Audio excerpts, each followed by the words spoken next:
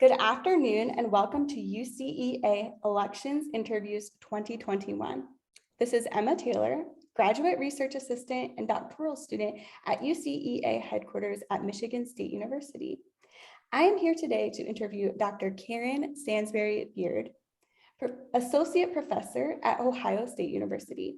Her research interests include educational administration and leadership, positive psychology as it impacts organizational leadership, policy, and teaching and learning, with a specific focus on African American student achievement and civil rights legislation. Let's begin with the first question. Please tell us about your background and your work as it relates to UCEA's mission and goals. Oh, thank you, and thank you for having me, Emma. With respect to my background, I began my career in K-12 as a classroom teacher with math and social studies as my core areas.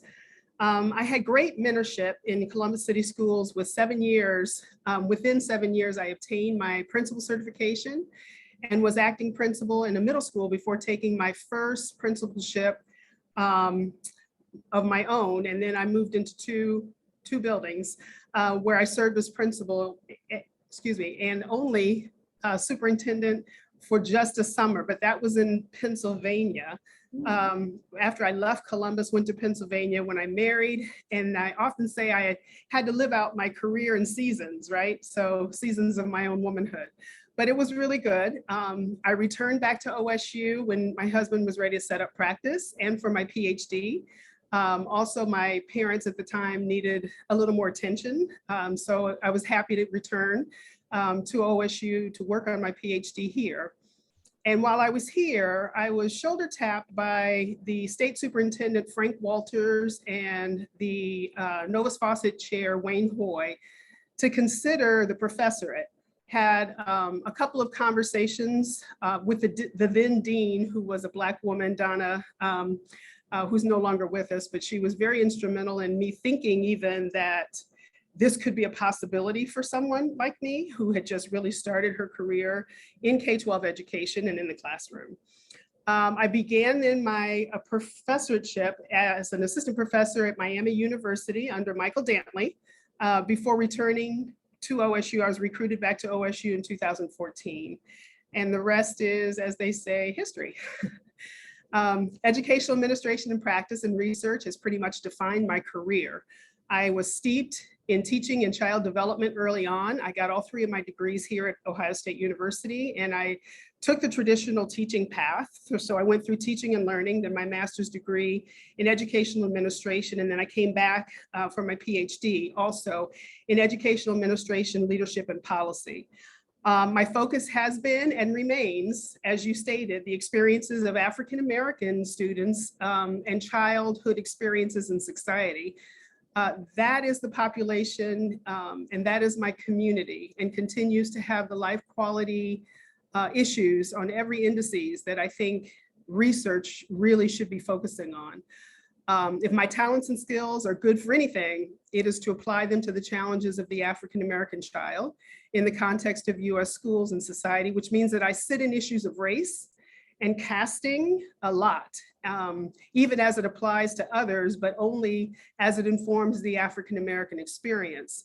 So that is why the positive psychology arm that you spoke about, I keep as relevant to my work. And the way I handle that is, one, to provide myself some hope in dealing with those issues and the difficult challenges that are around casting, so that I can use that as a leverage for policy. As a professor, I have the platform to lead educational reform efforts through high quality research and in the preparation program here, where I serve not only in the principal preparation program, but also the superintendent, our EDD, and our PhD, which is all in line with UCA's missions and goals. I know the question was about UCA missions and goals, and I pulled them again just to make sure that I understood what it was. It's interesting how my K-12 experiences provided that foundation for leadership, and actually ended up serving as the plumb line for my research and teaching and service. So. Thank you for sharing that. Sure. You have served for several years as a plenary session representative. Tell us about your engagement in UCEA's governance. Yeah, I've been a PR in 2 member institutions. As I stated, I started at Miami University and was the PR there, and then came to Ohio State University, the PR here ever since my coming. So it's been, wow, 10, 11 years serving as a PR since 2010. So yeah, almost 11 years now. I served on the nominating committee for the EC. I was a university program reviewer. I remember specifically Clemson University. There was an awful lot of work we did around Clemson at that time. Membership reviewer of applicants for all institutions entering the organization since 2010, including, Columbia when they returned. Barbara Jackson Scholar, yes, but in service, mostly in sessions. They've invited me in to serve as a speaker on the Lit Review. I remember one session they entitled The Hidden Curriculum, the challenges of being an African-American in a PWI, and what was the curriculum about embracing us, and hopefully it was really about moving the dial. I've been the liaison with member institutions, sometimes informing the dean of the importance of continued membership and support for K-12 leadership and support for the Jackson Scholars. I've nominated 3 Jackson Scholars to date. Other opportunities that have arisen, really, I wasn't able to engage in more fully as I was limited in my service participation as a faculty member in a Research 1 and in a Research Intensive. So there were a couple of opportunities that came that I was literally, my dean and chair had literally said, that's too big service right now, as I was coming through the pipeline. So there were other opportunities that I just had to weigh out my priorities. And one of my priorities in making an impact was definitely to get tenure. So I listened and I did what I could in service. I've worked on building out 2 programs with heavy teaching loads, of course, and I've just had to be very deliberate about my engagements, but UCEA is my primary member institution, along with AERA, of course, and then the positive psychology. Thank you for sharing that. Sure. I think that you might have touched on my next question. So Okay. the next one is, in what other ways have you been engaged in UCEA? Did you have more you wanted to add? I know you were really comprehensive in that last answer. Well, yeah, I pretty much scanned my CV and just Mhm. kind of looked to see, the level and the years. It's been a lot. So yeah, other than that, other than what was there, I just participate annually in the annual meeting as much as I can. Definitely use this platform for not only my research, but the research of my students. It's a wonderful platform for EdMin students to get a feel for, a sense about the relevance of their research. So I always engage my students when they're at that point of sharing some of their research first in UCEA. Thank you. Mhm. Discuss your scholarship, research projects, teaching, and/or service that can inform the work of UCEA, particularly the work of the executive committee.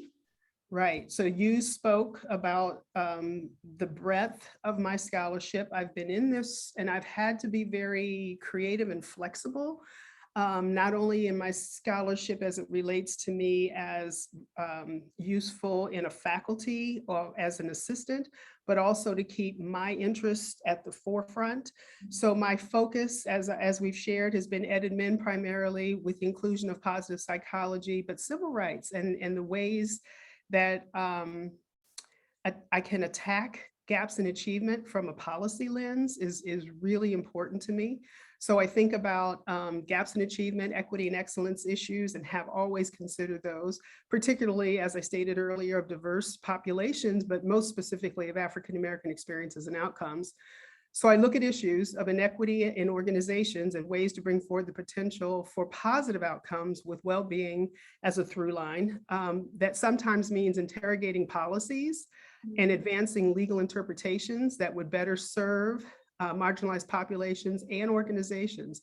So while I was at Miami, not so much at Ohio State, because we have another scholar who does the organizational work, but while I was at Miami, I did a lot of the reframing of organization, not so much the research, but teaching, reframing of organizations. So thinking about organizations and systems where inequities continue to be perpetuated, and how to get into those structures and figure out ways to detangle some of that so that the outcomes are far more positive for a greater majority of the folks who are coming through the organization.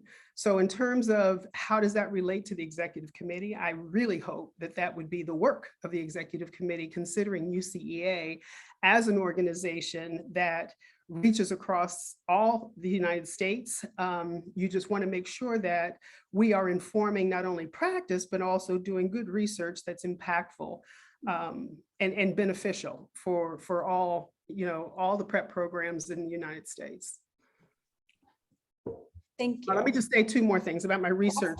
Absolutely. So that was my research writ large, but it also informs my teaching. So I use the lens of my research from which to teach. And then also oftentimes from what I gather from students, the information that I get from students and how it's working in the field, then comes back to inform my research. So, and most especially around that piece of positive psychology, and I'll be honest with you, I get knocked about that a lot because people are, well, in higher ed, to be critical is to be smart. So why are you focusing on positive psychology?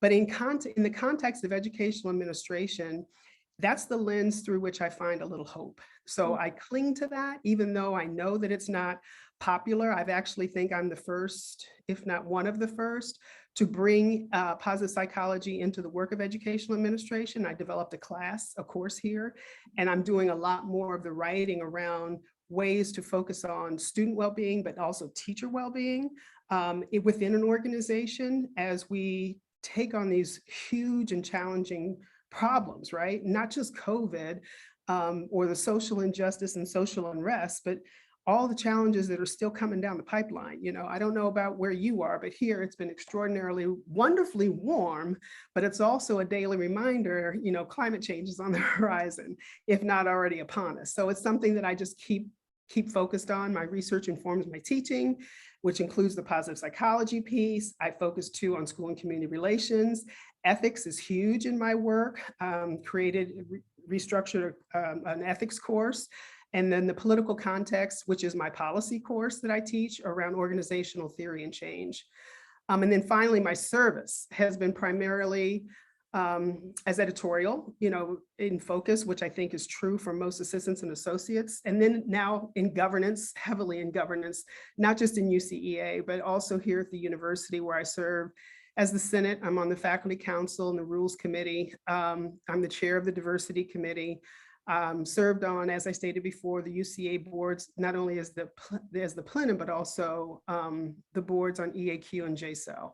So it's just been a nice merger of my interests and the ways that I can serve. It all comes together, not only in my teaching, but also as they feed off of one another. I've learned to be much more careful about my service so that it does just that. It really situates me and positions me such that I'm giving the best of what I have to offer.